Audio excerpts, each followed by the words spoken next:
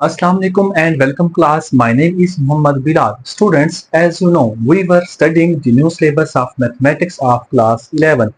So we had completed our exercise 1.1 and we discussed in the previous lecture up to question number 4 up to question number 2 of exercise 1.2. So today we will discuss about of exercise 1.2 of question number 3, 4 and 5 and 6. तो उम्मीद है कि चीजें आपको समझ आ रही होंगी। तो इसके अलावा अगर कोई भी क्वेश्चन आपके माइंड में आ रहा हो, जो चीजें आपको समझ ना आ रही हो, तो आप कमेंट करके मुझसे पूछ सकते हैं। मैं अपनी इंशाल्लाह पूरी कोशिश करूंगा आपको समझाने की। तो चलते हैं आज के क्वेश्चन की तरफ। आज का क्वेश्चन है इंतहाई आसान सा क्वेश्चन है, जिसमें एक फार्मूला यूटिलाइज हुआ है। वो है जी x प्लस अयोटा वाई का स्क्वायर 64 प्लस 48 अयोटा। इसको आपने सॉल्व करना है। इस क्वेश्चन को इसको कैसे सॉल्व करेंगे, इसमें आपने रियल पार्ट और इमेजिनरी पार्ट इट मीन यानी कि x और y की वैल्यू फाइंड करनी है। तो इसमें फार्मूला लगता है एज z का square root z mod plus a divided by 2 plus b iota divided by b का मोड एंड z का mod minus a divided by 2 और उसका स्क्वायर रूट। तो हम जानते हैं कि सबसे पहले z का मोड फाइंड करने के लिए हमें ये करना पड़ेगा। इसका मोड फाइंड करने का फार्मूला होता है a square plus b square और उसका स्क्वायर रूट। तो a हमारे पास है 64 और b हमारे पास है 48। तो हम वेरी सिंपल a का स्क्वायर लेंगे और फिर b का स्क्वायर लेंगे।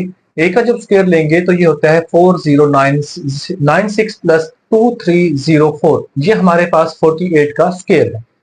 तो इन दोनों को जब ऐड करेंगे तो 6400 ये इसका हल आ जाएगा। अब आगे हमने क्या करना है, इसका जब स्क्वायर रूट लेंगे तो हमारे पास 80 होता है। तो z का मोड हमारे पास आ गया है। अब यही वैल्यू उठा के फार्मूले में पुट कर देंगे। हम लेट करेंगे z इज इक्वल टू है x प्लस अयोटा y का स्क्वायर, जो कि ये है। इस स्क्वायर को खत्म करने के लिए हम दोनों तरफ क्या ले लेंगे, स्क्वायर रूट लेंगे। जब इस स्क्वायर को खत्म करने के लिए दोनों तरफ स्क्वायर रूट लेंगे तो ये स्क्वायर और स्क्वायर रूट कैंसिल आउट हो जाएंगे। तो z का square root is equal to आ जाएगा x प्लस अयोटा y। तो अब यही वैल्यू उठा के हम पुट कर देंगे फार्मूले में, z स्क्वायर की जगह पे ये वाली वैल्यू पुट कर देंगे x प्लस अयोटा y। और z का मोड अभी हमने फाइंड किया 80 है, प्लस a यानी कि 64 divided by 2 and plus b iota, b है हमारे पास 48 डिवाइडेड बाय 48 और ये 48 से वैसे कैंसिल आउट हो जाएगा। तो 80 माइनस हमारे पास आ जाएगा 64 डिवाइडेड बाय 2। इसको जब मजीद सिंप्लीफाई करेंगे ये आपके पास 144 डिवाइडेड बाय 2 और प्लस अयोटा 16 डिवाइडेड बाय 2। तो इसको जब हम मजीद सिंप्लीफाई करेंगे आ जाएगा 72 प्लस अयोटा इंटू 8। तो अब जब हम इसको इस तरह से भी तो लिख सकते हैं 36 मल्टीप्लाई बाय 2 और इसको 4 मल्टीप्लाई बाय 2। जब 36 का स्क्वायर रूट लेंगे तो वो होता है 6 और 4 का होता है 2। तो ये हमारे पास आ जाएगा 6 into 2 square root plus 2 iota 2 का स्क्वायर रूट। अब हमारे पास x प्लस अयोटा y है, तो इनको x के रिलेटेड यानी कि रियल पार्ट को रियल पार्ट के और इमेजिनरी पार्ट को इमेजिनरी पार्ट के इक्वल रख लेंगे। तो x इज इक्वल टू आ जाएगा 6 इंटू 2 का square root and y is equal to आ जाएगा 2 अयोटा 2 का स्क्वायर रूट। आगे है इसी का पार्ट नंबर 2 है x प्लस अयोटा y का square 2 iota minus 3 divided by 3 plus iota. अब इसको मजीद सिंप्लीफाई करने के लिए हम पहले रैशनलाइज करेंगे। रैशनलाइज कैसे करेंगे, इसका डिनोमिनेटर है उसका कॉन्जुगेट के साथ डिवाइड भी करवा देंगे और मल्टीप्लाई भी करवा देंगे। यही हमारा रैशनलाइज का तरीकेकार होता है।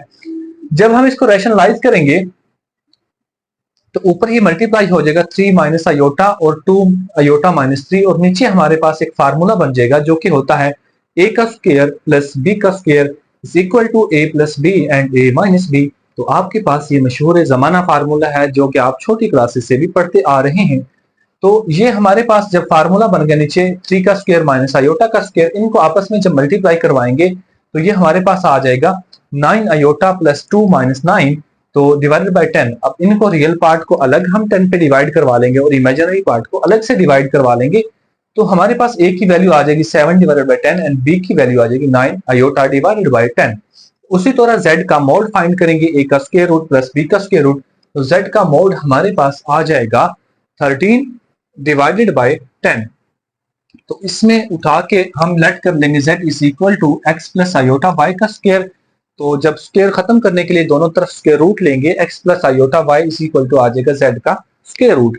अब क्या करेंगे, तो यहाँ पे जहां पे z का स्क्वायर रूट था वहां पे हम ये पुट कर देंगे x प्लस आयोटा y, और नेक्स्ट हमारे पास आ जाएगा वैल्यूज पुट कर देंगे, जो कि वैल्यूज हैं हमारे पास z का मोड प्लस a की वैल्यू पुट कर देंगे, और इधर b आयोटा और b का मोड, इसी तरह z का mod minus a divided by 2। जैसे ये वैल्यू पुट करेंगे, वेरी सिंपल है, इसको सिंप्लीफिकेशन करेंगे तो हमारे पास आ जाएगा इसका आंसर 0.7283 एंड आयोटा 0.41170। अब क्या करेंगे, हम रियल पार्ट को रियल पार्ट के इक्वल रखेंगे और इमेजिनरी पार्ट को इमेजिनरी पार्ट के इक्वल रखेंगे।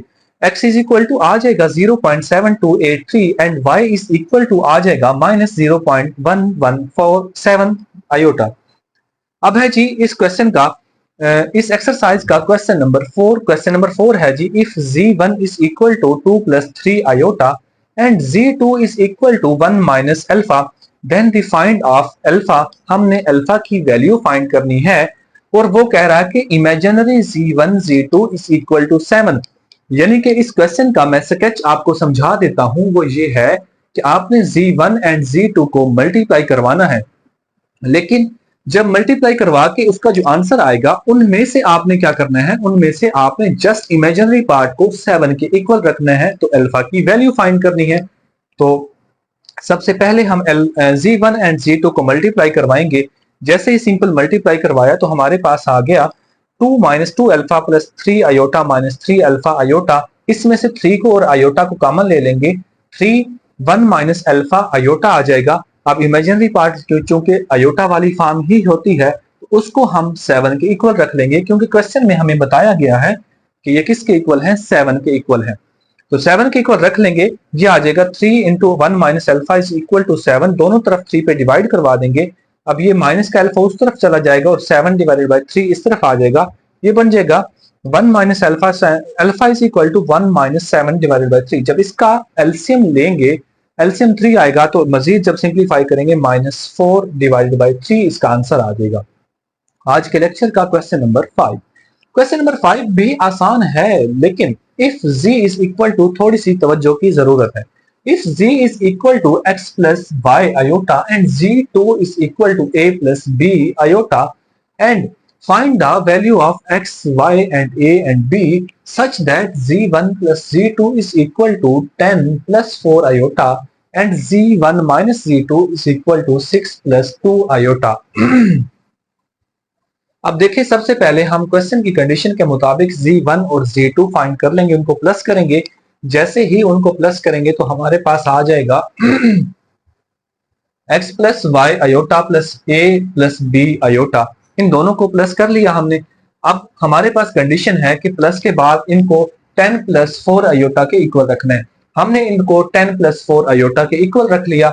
तो अब क्या करेंगे, हम रियल पार्ट को रियल पार्ट के इक्वल रख लेंगे और इमेजिनरी पार्ट को इमेजिनरी पार्ट के इक्वल रख लेंगे। a plus x plus a is equal to 10 आ जाएगा और y plus b is equal to 4 आ जाएगा। इनको इक्वेशन 1 एंड 2 का नाम दे देंगे। इसी तरह हम माइनस करवाएंगे x माइनस, हम माइनस करवाएंगे z1 माइनस z2 को। हम z1 z2 को जैसे माइनस करवाएंगे, देखें ये है z1 की वैल्यू और ये है z2 की वैल्यू, तो हमारे पास आ जाएगा x minus a plus y minus b iota. तो उसी तरह हम रियल पार्ट को रियल पार्ट के इक्वल और इमेजिनरी पार्ट को इमेजिनरी पार्ट के इक्वल रखेंगे, क्योंकि क्वेश्चन के अंदर हमें उसने ये बताया है कि z1 माइनस z2 जो है आपके पास है वो है 6 प्लस 2 आयोटा के इक्वल। अब 6 प्लस 2 आयोटा जैसे हम z1 z2 फाइंड कर लेंगे, उसको 6 प्लस 2 आयोटा के इक्वल ही रखेंगे ना। तो उसको जब इक्वल रखेंगे तो x माइनस a को हम 6 के इक्वल कर देंगे और जो आयोटा वाला आंसर आया है y माइनस b को 2 के इक्वल रख देंगे। अब हमें क्या करना है, इक्वेशन 1 एंड 3 को ऐड करना है। जैसे ही हम ऐड करेंगे उसकी लेफ्ट साइड को लेफ्ट साइड में ऐड करेंगे और राइट साइड को राइट साइड में ही ऐड करेंगे। x plus a plus x minus a is equal to 10 plus 6। अब ये माइनस का a है और ये माइनस का a है, क्योंकि माइनस माइनस आपस में कैंसिल हो जाते हैं, तो हमारे पास 2x इज इक्वल टू आ जाएगा 16। अब दोनों तरफ जब 2 पे डिवाइड करवाएंगे तो इसका आंसर आ जाएगा x इज इक्वल टू 8। ये हमारे पास स्टूडेंट्स किसकी वैल्यू आ गई है, x की वैल्यू आ गई। अब यही वैल्यू x की उठा के हम इक्वेशन 1 में पुट करेंगे, जो कि हमारे पास है x plus a is equal to 10। x की जगह पे हमने उसकी वैल्यू 8 पुट की, तो जैसे ही पुट की तो अब ये 8 है, इक्वेशन के दूसरी तरफ जाके हम जानते हैं नेगेटिव हो जाएगा, तो a इज इक्वल टू 2 आ जाएगा। हमारे पास a और x की वैल्यू आ गई, हम अब हमें y और b की चाहिए, तो उसके लिए क्या करेंगे, हम इक्वेशन 2 और 4 को ऐड करेंगे। जैसे ही ऐड करेंगे y plus b plus y minus b is equal to 4 plus 2, minus का b और प्लस का b आपस में कैंसिल आउट हो जाएंगे, 2y इज इक्वल टू आ जाएगा 2, दोनों तरफ 2 पे डिवाइड करवा देंगे, sorry 2y is equal to 6 आ जाएगा, दोनों तरफ जब 2 पे डिवाइड करवाएंगे y इज इक्वल टू 3 आ जाएगा। अब यही वैल्यू उठा के हम इक्वेशन नंबर 3 में पुट कर देंगे, यानी कि हमारे पास था जी b y plus b, y की जगह पे हमने 3 उसकी वैल्यू पुट कर दी। 3 को जब इक्वेशन के दूसरी तरफ लेके जाएंगे माइनस का हो जाएगा, तो b इज इक्वल टू आ जाएगा 1। ये हमारे पास x इज इक्वल टू 8 आ गया है, y इज इक्वल टू 3 आ गया है, a इज इक्वल टू 2 आ गया और b इज इक्वल टू 1 आ गया। आज के लेक्चर का लास्ट क्वेश्चन है, घबराइए मत क्योंकि हमारा लेक्चर एंड होने वाला है। तो क्वेश्चन नंबर 6 की तरफ चलते हैं। क्वेश्चन नंबर, क्योंकि स्टूडेंट मैथ को सुन सुन के जरा बोर हो जाते हैं, तो मैं जल्दी से अपना लेक्चर वाइंड अप करना चाहूंगा। तो क्वेश्चन नंबर 6 की तरफ चलते हैं। बिल्कुल इंतहाई आसान सा क्वेश्चन है। Show that Z1 Z2 belong to C, यानी कि C यहाँ पे शो कर रहा है कम्प्लेक्स नंबर को। Z1 Z2 का conjugate is equal to Z1 और Z2 का बार, ये हमने प्रूव करना है। अब हम यहाँ पे Z1 लेट कर सकते हैं a प्लस बी अयोटा को भी और x1 और y1 अयोटा को। मैंने x1 और y अयोटा के लिए है, आप a प्लस बी अयोटा को भी ले सकते हैं, Z1 और Z2 C plus D aorta को भी ले सकते हैं, एक ही बात है, आंसर दोनों सेम ही आएंगे क्योंकि हमने प्रूव करना है। तो जो भी वैल्यू लेंगे उनका आंसर दोनों तरफ सेम ही आएगा, तो आप आसानी से कर सकते हैं। तो हमारे पास है late Z1 is equal to, हमने ले लिया x1 plus y1 aorta and Z2 की वैल्यू मैंने जब Z1 लिया इसी का साथ कॉन्जुगेट ले लिया। कॉन्जुगेट मैंने आपको बताया था क्या करते हैं, इमेजिनरी पार्ट का साइन चेंज कर देते हैं। तो यहाँ पे प्लस था तो माइनस में चेंज हो गया, x1 माइनस y1 अयोटा आ जाएगा। Z2 is equal to x2 plus y2 मैंने लेट कर लिया अयोटा और इसका जब कॉन्जुगेट लिया x2 minus iota y2 aorta आ जाएगा। अब इसकी लेफ्ट हैंड साइड है जी Z1 Z2 का कॉन्जुगेट। सबसे पहले हम Z1 और Z2 को मल्टीप्लाई करवाएंगे। जैसे ही मल्टीप्लाई करवाएंगे हमारे पास इसका मल्टीप्लाई का आंसर आ गया है।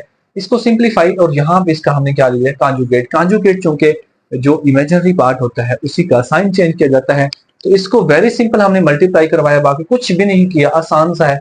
तो इसका हमने कॉन्जुगेट लिया, ये हमारे पास लेफ्ट हैंड साइड का आंसर आ गया है। इसी तरह हम Z1 और Z2 को मल्टीप्लाई करवाएंगे, जो उनके कॉन्जुगेट लिए थे उनको जब मल्टीप्लाई करवाएंगे सिंपल हमारे पास दोबारा से वही आंसर आ जाएगा। तो सो हमारी left hand side is equal to right hand side. तो उम्मीद है कि स्टूडेंट आपको क्वेश्चन समझ आ रहे होंगे। अगर कोई भी क्वेश्चन आपको समझ ना आए तो आप कमेंट करके मुझसे पूछ सकते हैं। मैं इंशाअल्लाह अजीज अपनी पूरी कोशिश करूंगा आप लोगों को समझाने की। अगर आपके माइंड में कोई भी क्वेश्चन है जहां से भी आपको समझ नहीं आ रही तो आप पूछ सकते हैं। तो मिलते हैं नेक्स्ट लेक्चर में, तब तक के लिए अपना और अपने घर वालों का ख्याल रखिए। अल्लाह ताला आपको बेहद कामयाबियां अता फरमाए और मेहनत करते रहिए स्मार्ट वर्क के साथ। वस्सलाम, अल्लाह हाफिज।